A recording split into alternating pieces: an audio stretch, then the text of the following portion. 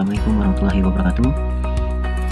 Di sini saya akan menjelaskan berbagai macam tipe plagiarisme. Posisikan duduk Anda dan simak video saya selanjutnya.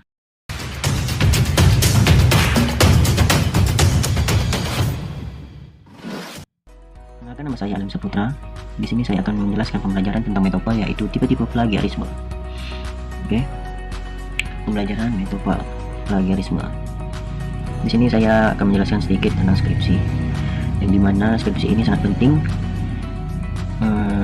yang namanya proses dalam pembuatannya atau hasil pembuatannya yang dicek oleh dosen dengan teliti. Dapat kita ketahui bahwa skripsi ini sangat ketat ya, sangat ketat dalam ujinya. Dalam pembuatannya kita harus memperhatikan sumber referensi, mungkin dengan data-data yang kita dapat itu sangat harus jelas, apalagi dengan hal-hal plagiarisme. Jadi di sini saya akan menjelaskan apa-apa saja tipe-tipe plagiarisme. Oke.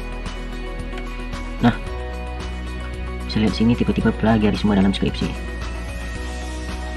Nah, yang pertama itu clone,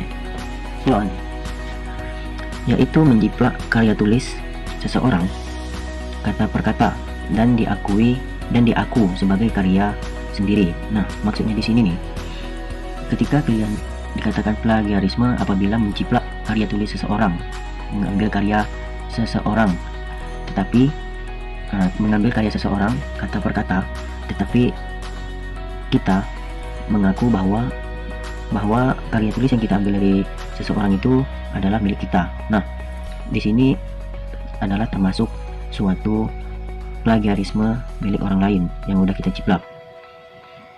Kemudian masih sama dengan di atas, yaitu yang kedua Ctrl C atau yang disebut dengan mengcopy.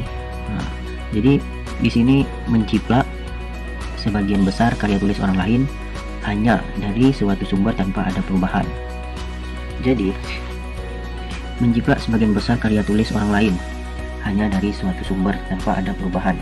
Di sini menjelaskan bahwa ketika kita menciplak suatu sumber, itu menciplak habis gitu, maksudnya menciplak seluruhnya tanpa kita sebelumnya itu harus membaca terlebih dahulu apa yang dimaksud, tidak hanya menciplak dan tanpa ada perubahan yang dilakukan. Yang ketiga itu find replace. Maaf, bahasa Inggris saya agak kurang.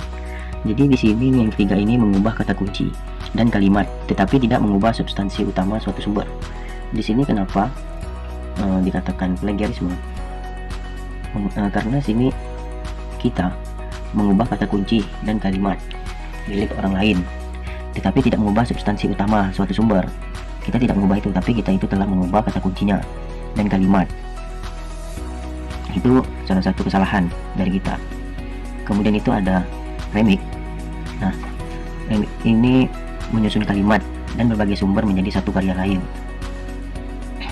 Ini maksudnya itu seperti kita kan di setiap kalimat itu ada sumbernya gitu. Tapi di sini kita menyusun kalimat. Jadi kita menyusun kalimat yang satu dan yang kalimat kedua itu kita menjadikan satu.